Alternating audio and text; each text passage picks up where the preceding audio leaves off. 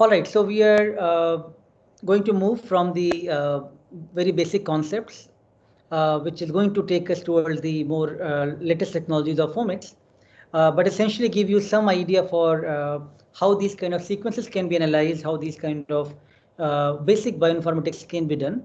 So that's going to be focused for this particular lecture and the session, which is proteins and the basic bioinformatics.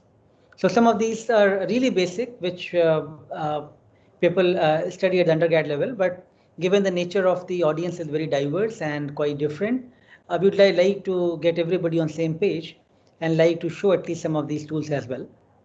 So, we will talk about how to retrieve different type of sequences from the NCBI.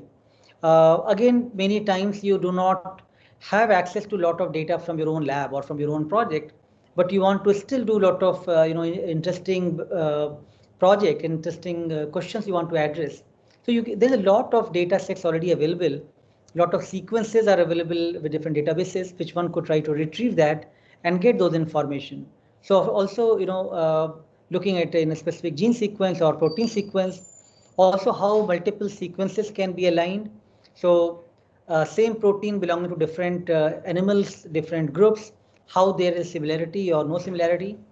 Uh, Looking at availability of these structures in the PDB database, look for which of these can be best template structures and how to generate some protein models. So some of these will be some hands-on exercise which will be conducted today. But just to connect where we discussed about in the last lecture about amino acid sequences. So sequence, when we talked about primary structure of the protein, it was just simply giving us the amino acid sequence.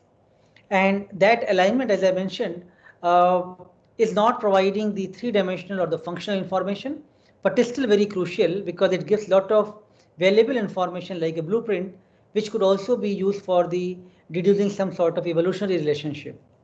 So let's take one of the protein example, which is myoglobin. And if you look at this is the FASTA sequence, which is amino acid sequence of this particular protein, and you want to compare this one protein myoglobin and look at in human and chimpanzee. So you can obtain these sequences from NCBI, and then if you do the sequence alignment, what you see that entire sequence is exactly matching, very similar, but except one amino acid is the difference, right? And think about even sometime that one amino acid difference could be so crucial for that protein in different animals, different organism to work with. Also now, let's say within human itself, you are looking at hemoglobin, we had alpha and beta chain. Uh, but you're looking at, let's say, alpha chain specifically of human hemoglobin protein, and you are looking at human myoglobin protein sequence. So now you want to align them and you want to look at what is the sequence similarities in these particular human myoglobin protein as well as the hemoglobin alpha chain. So after doing the sequence alignment, which you are going to do shortly with the databases and different softwares, what you can see here, there is quite a bit amino acids are very similar in the hemoglobin and myoglobin. So most of them, as you can see, which is in the box, are exactly same. But also many are which are in the yellow color are showing conserved amino acid substitution, which is one amino acid is getting replaced with another, but which belongs to similar chemical properties. So it is not going to alter the property of that protein quite heavily. So based on this, looking at these kind of sequence alignment and how much conservative sequences you have, one could actually get some idea that how these proteins are going to work and how these proteins are going to show the changes in the function. So therefore, these kind of sequence alignment is the first thing which you want to do when you are looking at specific proteins and you want to understand their sequences. Now, if you want to increase the more type of globin family proteins, so not only we talk about hemoglobin, alpha chain, and myoglobin, but also now you add a plant protein which is also belonging to hemoglobin family, which is the leg hemoglobin, and you now take three different sequences which you are now aligning. So what you will see now that of course similarity was much higher when you looked at the myoglobin and hemoglobin. But as you started increasing the complexity, the myoglobin and lupin leg hemoglobin, they are less similar as compared to hemoglobin and myoglobin. But also when you compare leg hemoglobin and the hemoglobin, they are having quite few similarities. So they're quite insignificant in terms of their sequences. So again, looking at these, they're all belonging to the global family. You can look at diverse evolutionary nature of the protein, and in different organisms how these sequences are similar or different. But given that they're all for the same group of proteins, at the tertiary structural level, they are quite similar, despite that at the primary sequence level, at the amino acid sequence level, they were quite different. But when you come to look at their tertiary structure, they are showing quite a bit of similarity, as you can see for hemoglobin alpha chain, myoglobin or leg hemoglobin. So now, what you can think about that function wise, all of these three are doing similar function. They're all going to bind to the oxygen, and that is possible because of the three-dimensional structure of the protein. So many times, just by looking at this, static amino acid sequence is not sufficient. If you look at their, tertiary structure, quaternary structure is going to give you a lot more information, and especially as in this case, you can see that at the tertiary structure level, they're all going to show that protein is going to bind to the heme groups, and it's going to facilitate the reversible binding of the oxygen. So these are just some of the examples which shows that looking at protein in totality, both at the primary level as well as tertiary quaternary level is very important. And then using these information, one could actually then look at different sequence comparisons, and one could derive these evolutionary trees, which show that for hemoglobin alpha and beta chain, they're quite close. They're quite similar to myoglobin, but it's still far apart. And leg hemoglobin is very different. It is coming from a plant. So there, you can now see this kind of evolutionary tree looking at their sequences. So I hope this just gives you some feel that how one could do some basic bioinformatics to get an idea for possible functionality of these particular proteins and their evolutionary relationship as well. Looking at these protein sequences are quite crucial when we talk about complex diseases. And many times you will see that some proteins do not function normally, and they have some changes at the amino acid level. And as a result, they are showing some molecular defects. So as I mentioned last time, I'm sure by now you have thought about the example, which is sickle cell anemia. This is one of the classical example where just by change of one amino acid, valine to glutamic acid, in the sixth position of the hemoglobin chain, it changes the nature of the RBC, which becomes from the normal to the mutated form. And as a result, now it is not able to bind to the oxygen properly. So this is showing you the sickle cell RBC shape. So now the oxygen carrying capacity, oxygen binding capacity is reduced. And these individuals cannot climb up in the mountain, and they can't, breathe so well. So many of these challenges which you see in the complex disease like this is just coming because of a small change which is happening at the amino acid level, which you can see from glutamic acid to the valine change is happening, and that one change is making this normal protein to the mutant form of the protein. So these are, so by now we know for this disease, but for many diseases we do not know why they happen. So looking at their sequences, possible mutations, their modifications, makes us really prepared to study these things in much different manner. And as a result, now sickle cell anemia is quite known, and it's very heavy in Western African countries, as well as of course in India as well.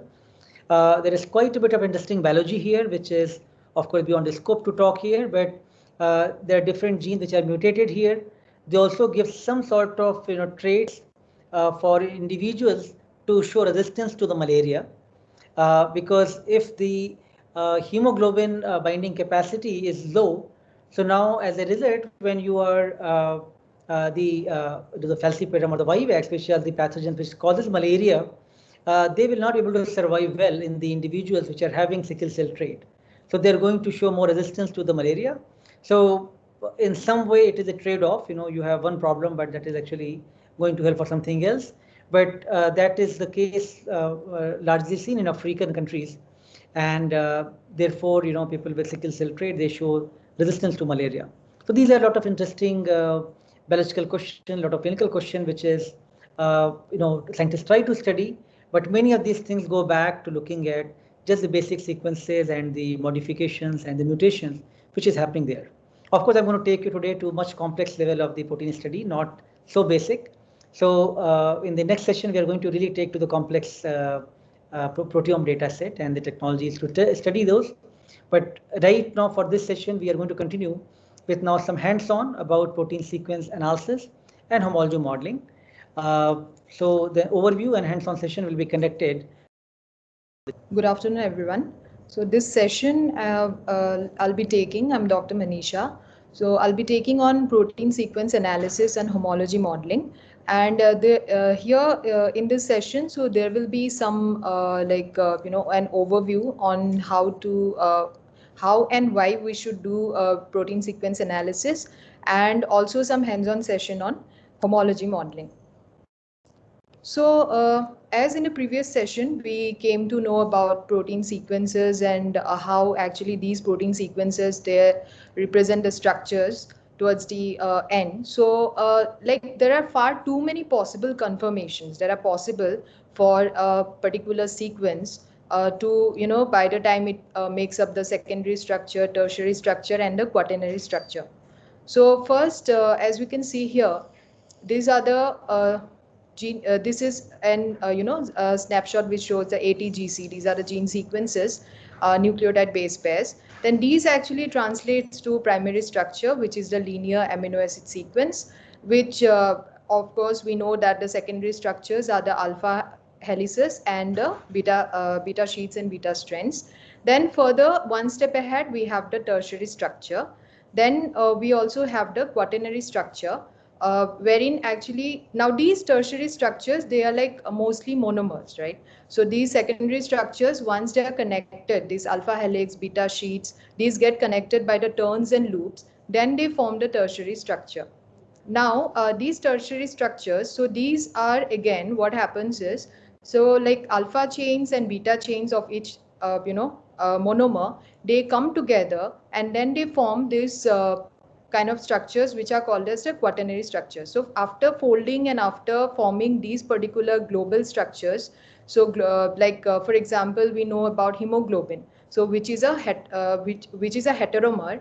And now these heteromers are in hemoglobin we have two alpha chains and two beta chains, which is actually a quaternary structure.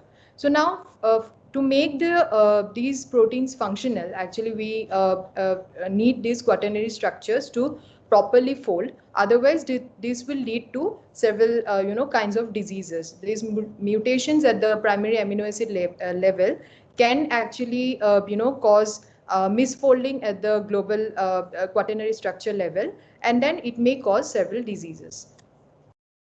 So now these particular linear amino acid sequences, so they are on a regular basis. So these based on earlier Edmund sequencing, and then finally now based on the NGS, and then we also, once we do the NGS, then further on moving ahead we translate those and then we get the protein sequences from there. So those are at a regular basis, these are getting deposited.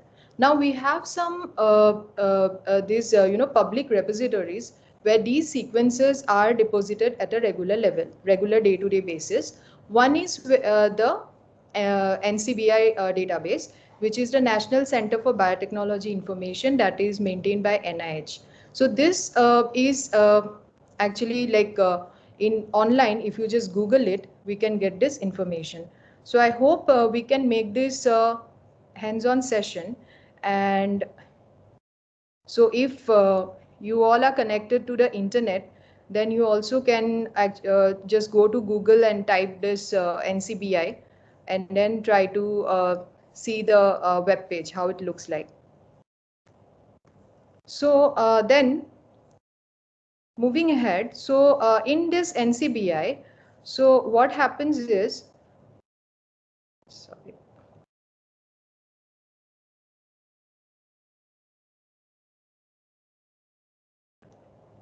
Yes. So in now, suppose I have gone ahead and try to actually Google NCBI. So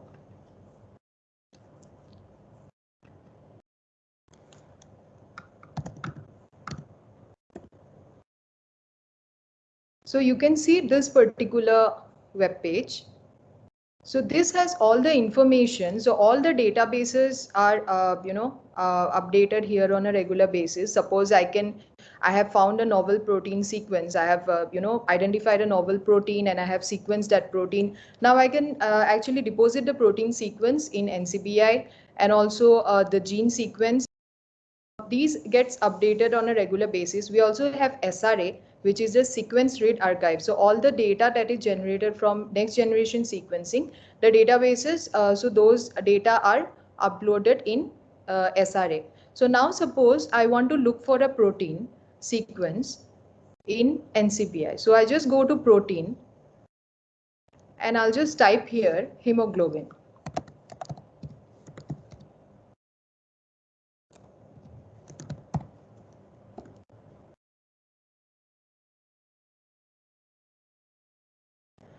So we have several, hemoglobin sequences that have come up. And now suppose I just want to shortlist it and I'll just make it,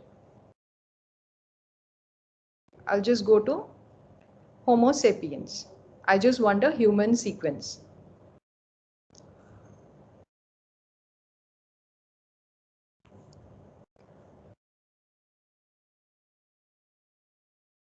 Yes, so you can see here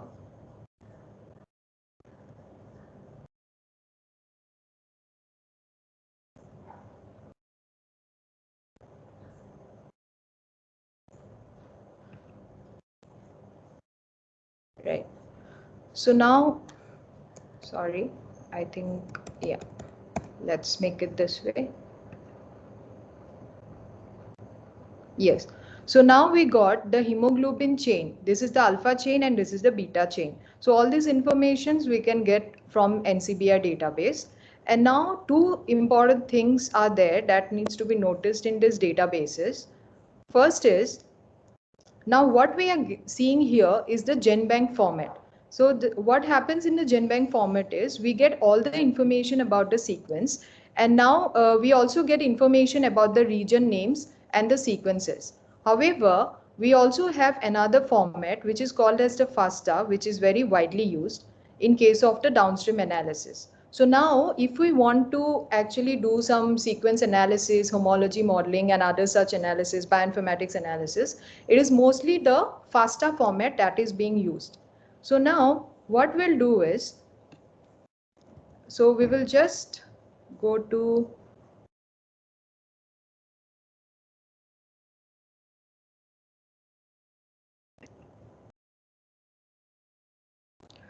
go and try doing a sequence analysis, multiple sequence alignment.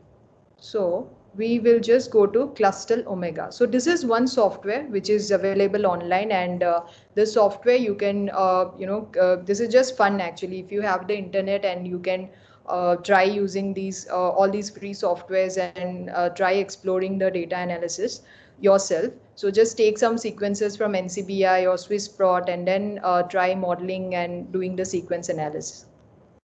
So now you can see here in this page.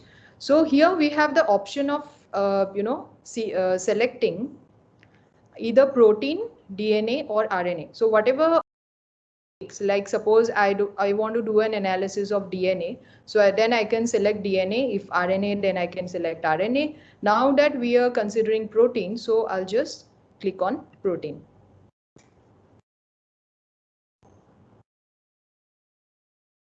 So then what we'll do here is we'll just paste this particular sequence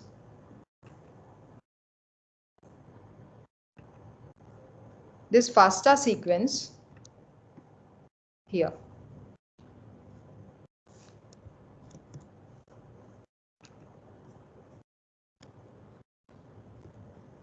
So this is one symbol which you should be always adding whenever you are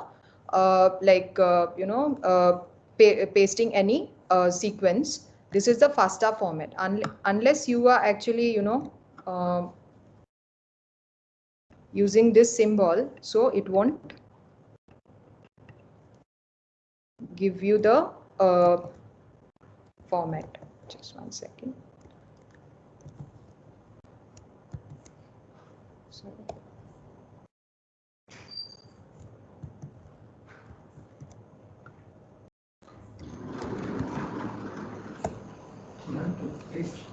Yes, I think. Yeah. No.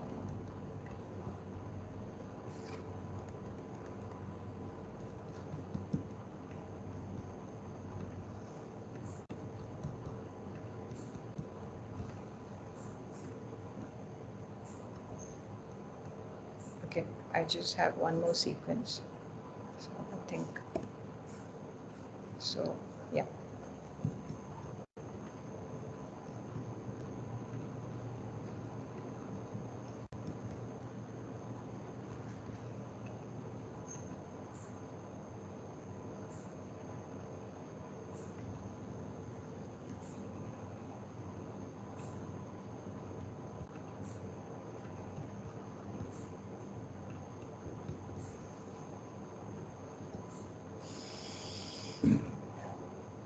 Okay.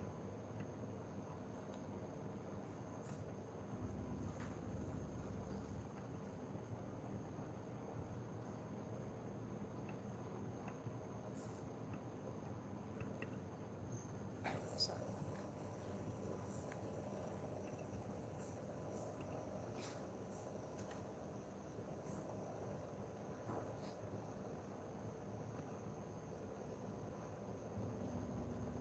Okay, all right. Yeah, just I need to delete this part and just add one.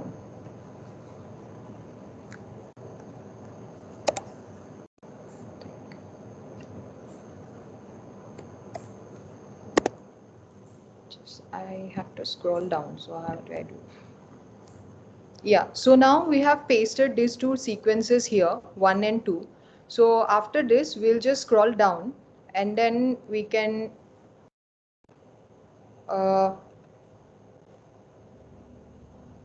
right. So we can just go down and then you can see here the submit button. So we'll just press that button. So you can see the alignment is running now. So here we are trying to see the alignment between the alpha chain and the beta chain in case of hemoglobin.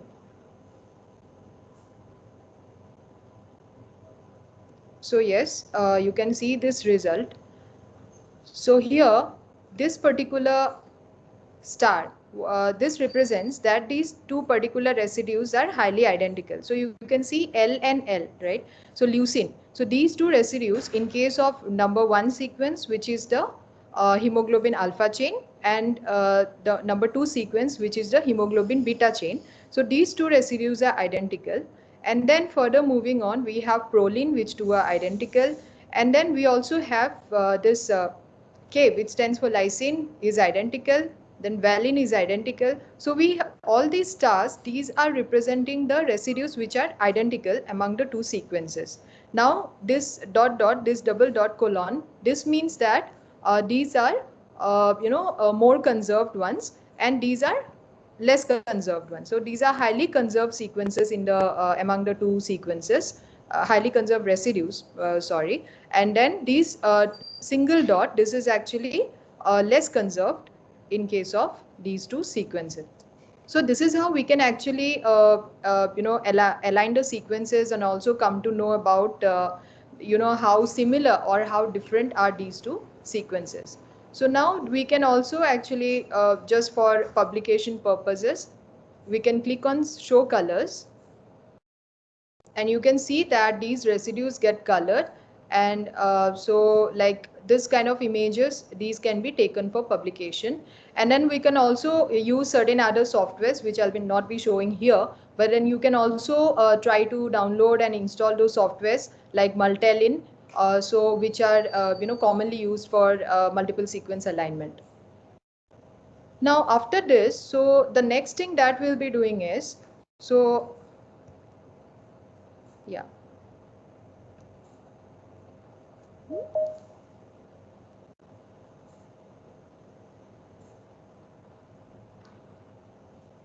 So once now we have done we have done the multiple sequence alignment, we have pasted the sequences there, then we submitted it.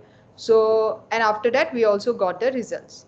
Now the next thing that we'll be doing is just to try to see what are the other databases present. So what I showed you, the NCBI database, that was actually a database which is having information about the gene sequences, the nucleotide sequences, and also the protein sequences, the translated protein sequences from the nucleotide sequences. However, we have some exclusive protein sequence databases such as UniProt KB, wherein in UniProt we have the SwissProt, which has all the manually annotated protein sequences, and also we have the translated EMBL, TREMBL, that also we can look for information. However, in TREMBL, so these are automatically annotated. So whenever we have any nucleotide sequences, so those will be automatically annotated to protein sequences, that is translated to protein sequences and also annotated. However, no experimental evidence is there. Now, if you actually see the number of sequences here, suppose in case of SwissProt, we have 563,552.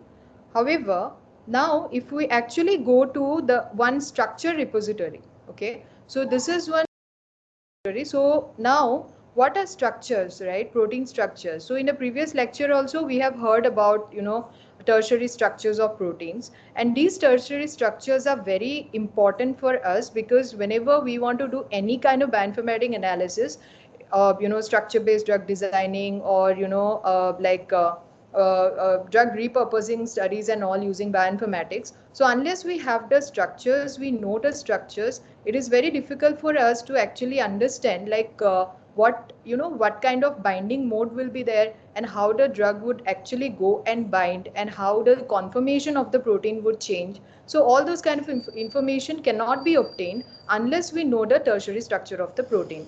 So these proteins, they have several possible three-dimensional conformations, and they always try to, of course, we know that everything in nature tries to best remain at its native state, that is the lowest energy state. So that is the same thing that happens in case of protein. So we have something called as the native structure, which is also called as the wild structure.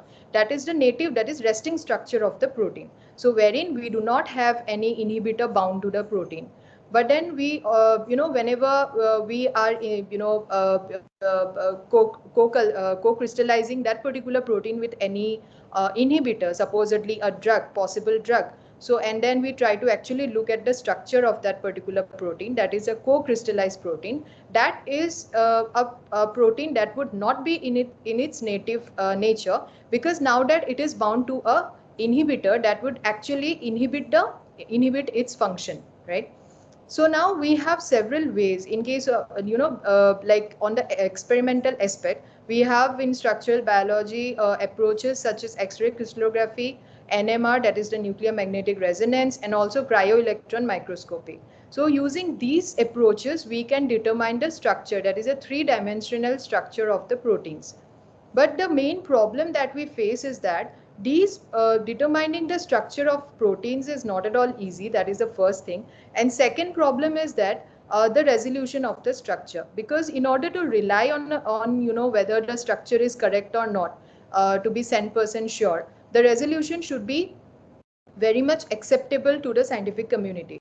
So now in case of X-ray crystallography, it is the most preferred way because we get good resolution structures. However, the problem that we face is all the proteins do not get crystallized, and secondly, it is very difficult to get a protein crystallized, and especially in case of the transmembrane proteins. In case of nuclear magnetic resonance, one of the limitation is that whenever we have any protein which is very big, so then NMRs have its own resolution, so it is very difficult to solve the structure using NMR for bigger proteins. And cryo-electron microscopy has its own limitations. So now, because of all these issues, so you can see that when I mentioned in case of protein sequence databases, in UniProt, we have numbers like 563, 552 protein sequences deposited. In TRMBL translated ones, we have these many sequences. However, in case of structures, we just have only 171588. That is the only number that we have that have structures. These many proteins only have structures, right? So this is one issue that we face usually whenever we are talking about drug repurposing, which is a very common term that we have been hearing in case of COVID-19. So that is the reason that bioinformaticians across the world, to overcome this particular issue, they came up with something called as structure prediction using in silico approach. Now what is happening here is, so we are using the bioinformatics tools to determine the structure of the protein. So there are basically three principal ways in which we can predict the structure of a protein. First is homology modeling. So we can go for homology modeling, or else it is also called as comparative modeling. So we can use this approach whenever we have a protein target that shares substantial similarity. Okay, so this similarity should not be lesser than 50%, that is acceptable. So higher the similarity, better of course the reliability of the structure. So if we have a template structure which has more than 50-60% identity, then we can go for homology modeling. Then we have the threading approach. So what happens here is, suppose we have a protein that shares its fold with another protein. Okay, so we have a protein sequence with us, and that protein sequence, its fold, we are assuming that particular sequence has will be sharing some of its folds. It look like a template structure. It is not 100% similar. No, even it is actually less than 50-60% similar, but then at least we can go ahead with the threading approach. What happens here is, we will consider several structures, not only one template structure. We will consider several structures, and from those structures we will take out their features, the most similar features, and then try to use an approach of threading to build a protein structure, protein model for our templates, for our sequence. So now this is one approach that can be used when you have less homology, but then it is considerable. However, if we have a protein that lacks any identifiable homology or analogy to the proteins of any known structure, then we need to go for ab initio prediction. So we have several softwares for homology modeling, and these, as we know, so these are very basic bioinformatics, and most of us can actually sit at home, and just whenever we have the internet, we can go to these websites and try to model a protein of our own. So these are the softwares that are available. We can go for 3D Jigsaw, then Geno 3D. We can use Modeler from Andrew Sully's lab, which is very widely used. We can go for Predict Protein. We can go for Swiss Model from Expacy that we'll be trying today. Then we can also go for ProCheck for quality assessment of the model. Then Verify 3D and What-If can also be used for quality assessment of the model that we have generated, which is a very important point that should be taken into consideration whenever we are doing modeling studies. Now, just moving on to homology modeling using Swiss Model Server. So now here we have this particular software available online, which is a Swiss model from expacy.org. This particular software we can use for doing the modeling studies. Now, this is how the entire web page would look like whenever we go to Swiss Model. So I can just show you online. So here, this you can see. So once you go to swissmodel.expacy, so we can actually see this particular page there. Right. So now, so I was just curious. So if if you all would also like to try this software.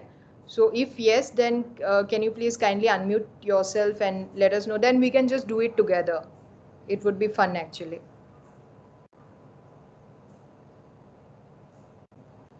or else I would just go ahead. So if you also want to do it along, so can you please let me know?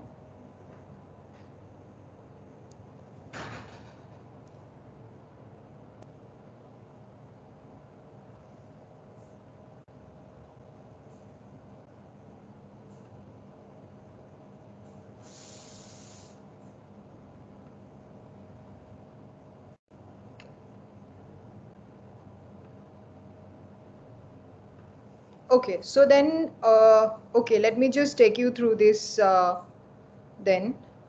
Okay, so once we go to Swiss model, so we get this web page, right? So then we can just go to start modeling,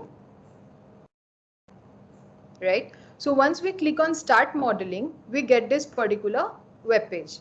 So now what we need here is a template, is a sequence, that is a query sequence. Suppose I have this particular chain, that is the hemoglobin A beta chain, okay? Then I want to model this particular protein, okay? So what I would do is I would just copy this particular sequence.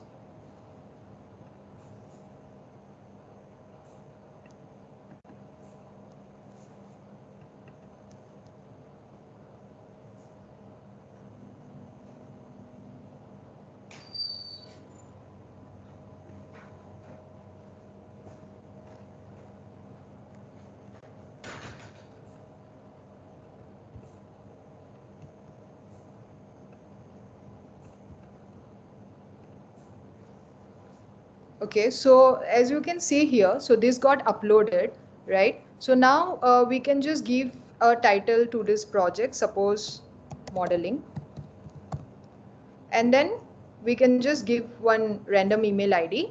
So you can just give your email ID so that once the model is generated, then it would just send it to your email ID and you can actually have a look at the model that you have generated. So otherwise also it's okay. So it will just take the sequence that we have given. Now we'll just go to search for template.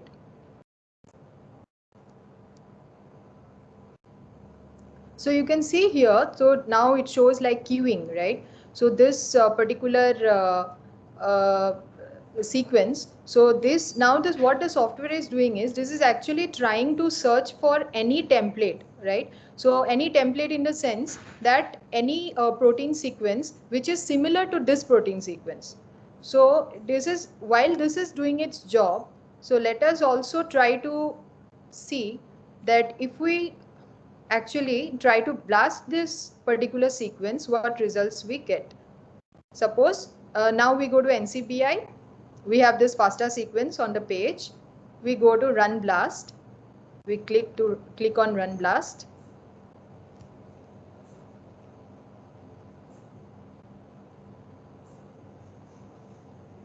Now this particular page has come, right? So here already, because I have clicked on run blast right from the page where the sequence was there from NCBI, so automatically it has taken the accession number from there.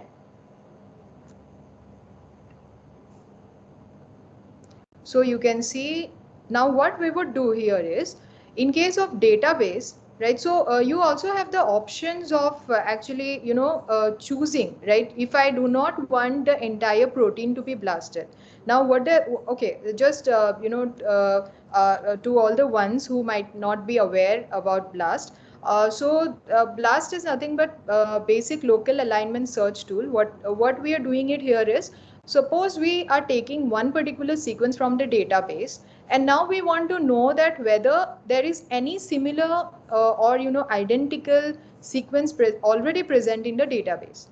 Now suppose I'm considering here hemoglobin beta chain, okay, or hemoglobin alpha chain. Now I want to know that the particular sequence that is there, so is there any sequence available in the database that is identical to this particular hemoglobin sequence, or not identical, at least similar to this sequence. So what we can do is, if suppose I just want one certain section of the sequence, so I can just click and type in the residue number from and to. Suppose from 125 to 160, and then these many residues only I want to see the similarity. So then I can click, mention it over here. I can also give a job title, but here what I would just do, the one of the important thing is, just for normal database, suppose I just want to see the similar sequences in NCBI, then I can keep the non-redundant protein sequences. But what I want here is, I want the structure, comparison to whether there is any structure present in the database. Not only sequence, but the sequence which is showing identity, does that also have a structure? So what I'll do is, I'll just go to PDB. It is selected. So BLAST P. So this is BLAST protein. So we have this option of BLAST N, that is BLAST nucleotide. So we can also BLAST nucleotide sequences. Here I'm blasting protein. BLAST X is, so what it will do is, it will search the database using a, so if I give it a nucleotide sequence, it will translate it into a protein sequence and then try to search the protein database. So I need not make that manual effort of, converting the nucleotide to nucleotide sequence to protein sequence and then blasting. So it will do it by yourself. I just have to give it the nucleotide sequence. Then it will convert to protein and then look for similar sequences in the protein database. Similarly, tBLAST-N, so the translated nucleotide databases, it will search, and here I will give a protein sequence. It will make it a nucleotide sequence and then try to look for the similar nucleotide sequence. And this is something which is very interesting. So what happens here is, we give a translated nucleotide sequence. So then it actually translates to protein. It searches for the proteins and gives back the nucleotide sequence. So here now what we are doing is, we are doing only BLAST P, that is the simple protein BLAST. So now then we just click on BLAST. So meanwhile, we might have already got the templates in Swiss model. Yes. So now when we are looking here, so you can see, so these are the information that BLAST has given us. So you can see here that chain B, right? Hemoglobin chain, beta chain, Homo sapiens. And you can see here it is 100% identical, 100% query cover and 100% identical, right? So which means that these are 100% identical. So what that means, that basically means that we already have a crystal structure for that particular chain B of hemoglobin, right? So now what we would do is, we will just go to modeling templates. Okay, so let us just try this. So what we'll do is, we'll just go back.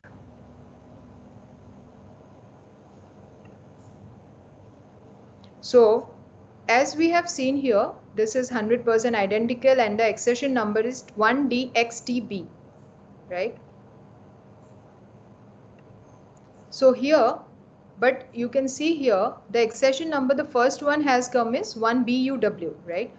So what we will do is, so basically why I did the BLAST alignment is that, whatever the identical sequence is there, based on the query coverage, filtering based on query cover and percentage identity, it will come at the top. But in case of these Swiss model, you will have to actually go through this particular sequences to actually filter out the best one. So because it already has a structure, this was just for showing, we will consider something which doesn't have the structure. Okay, so let us just go back to NCBI, and we just take some protein, suppose a icarin, which is a metalloproteinase. We just take this particular protein, right? So we are considering this protein, and then we go to FASTA. Now we will just copy this sequence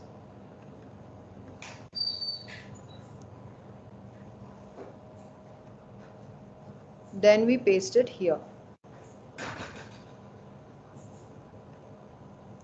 Okay, so now this has already got uploaded.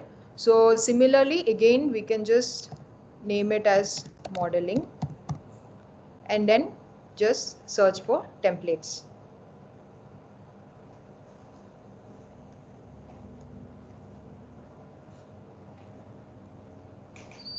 So now it is looking for templates. So meanwhile, we will also do the same. We will just run a blast in NCBI.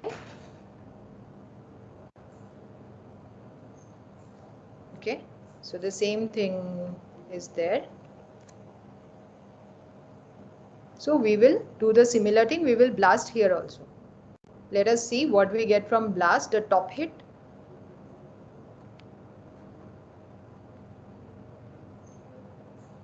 Okay, so now we can see here that, so this is a zinc metalloproteinase disintegrin like protein, right?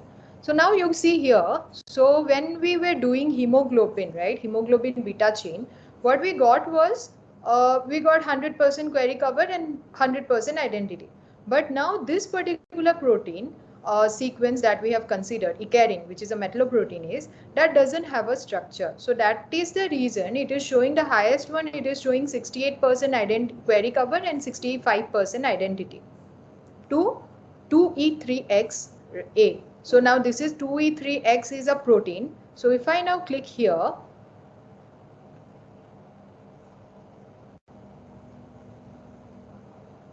so this is a protein crystal structure metalloproteinase. Now I know that this particular protein has a sequence, has a structure already. And now we will also go to the modeling page. So it is still searching the template. So this is actually doing the same thing. What we did in BLAST, so Swiss model is also looking for the same thing. The similar sequence which has a protein structure.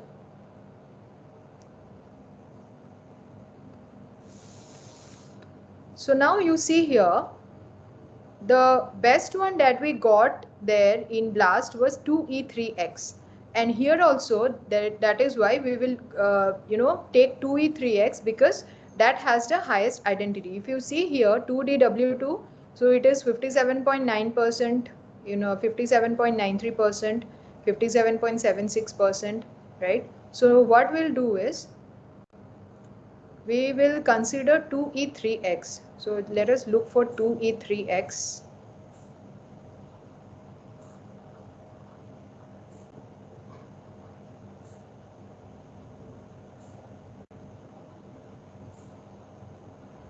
Yeah. So you can see here this particular protein, right? So crystal structure of Russell's Viper.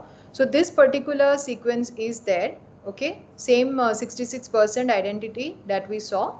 Okay. So we are going to just click on this, here. We're just going to click here so that this particular template gets selected. Okay. But then if you see here, now it is showing build models too. The reason is that we have actually also selected one above which need not be selected, because we are not considering that particular protein. So we will just unselect this one. Okay. Now if we sort, the best one would have come up, so that can be done. So now we have selected our template and we just can say build model.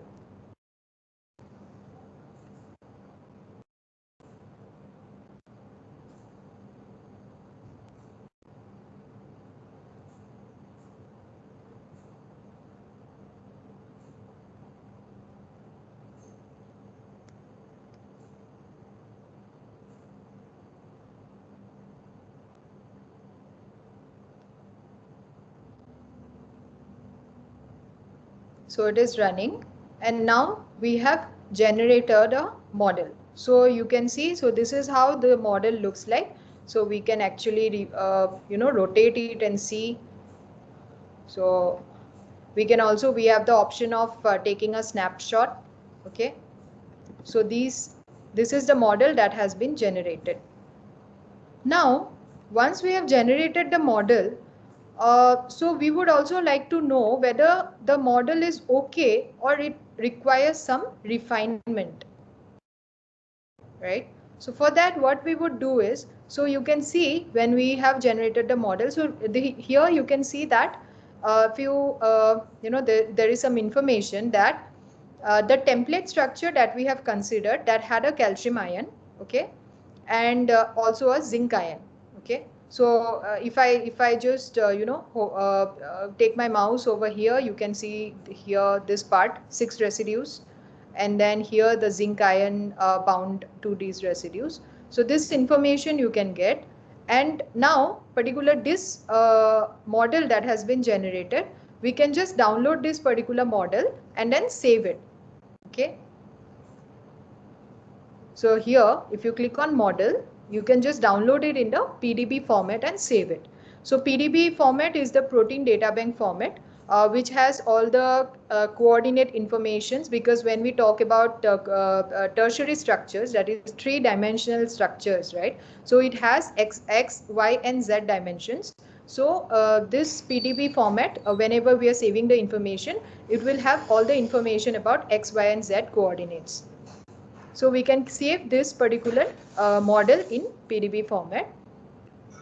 And then we can actually use the softwares which I showed you, like Whatif, Procheck, Verify 3D. So all those softwares can be used for verifying the model, validating the model basically.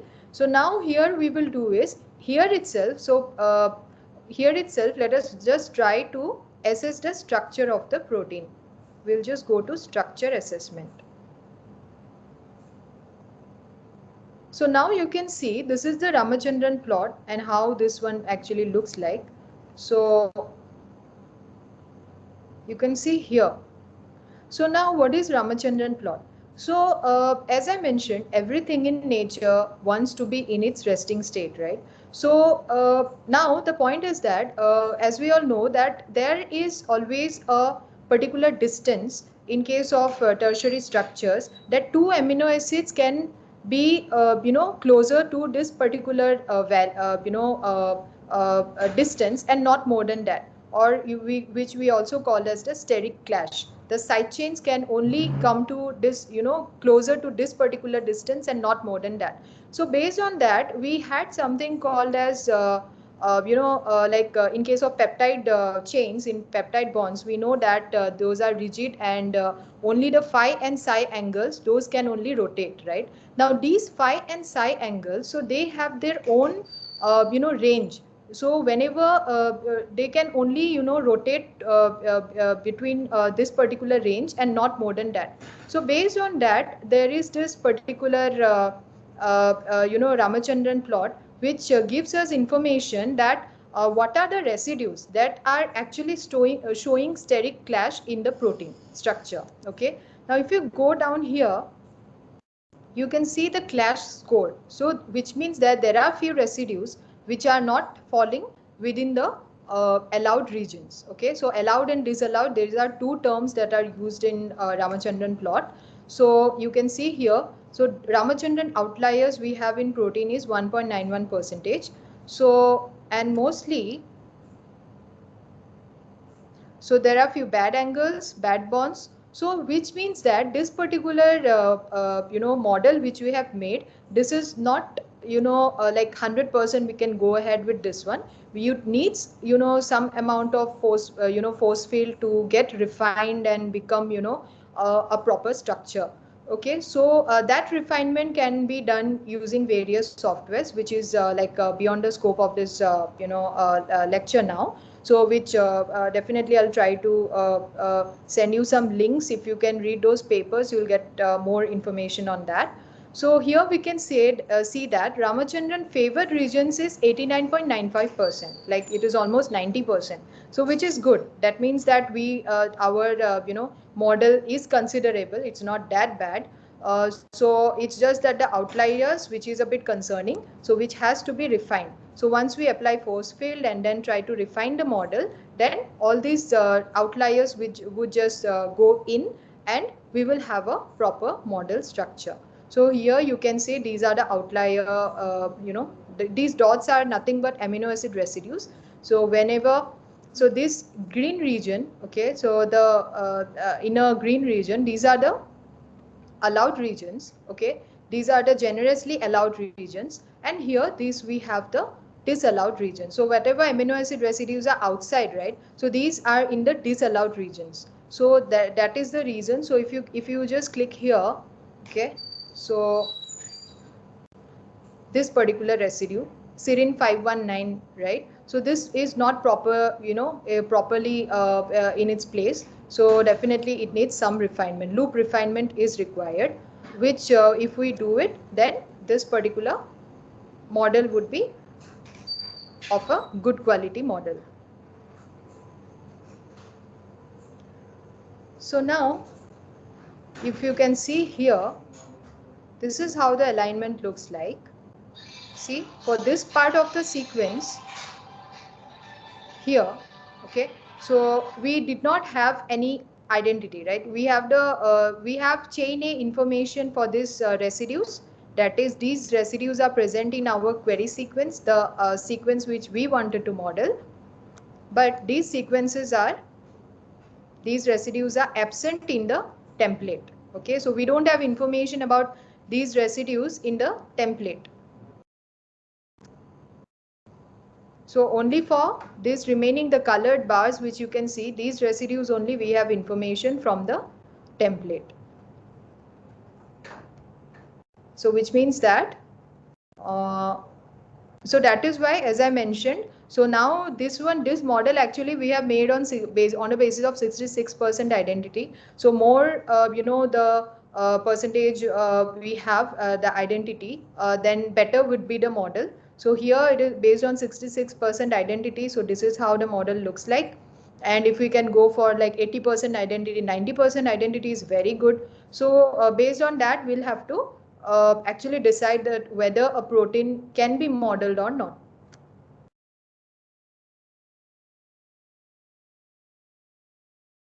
So I think, so this was all about protein sequence analysis and homology modeling.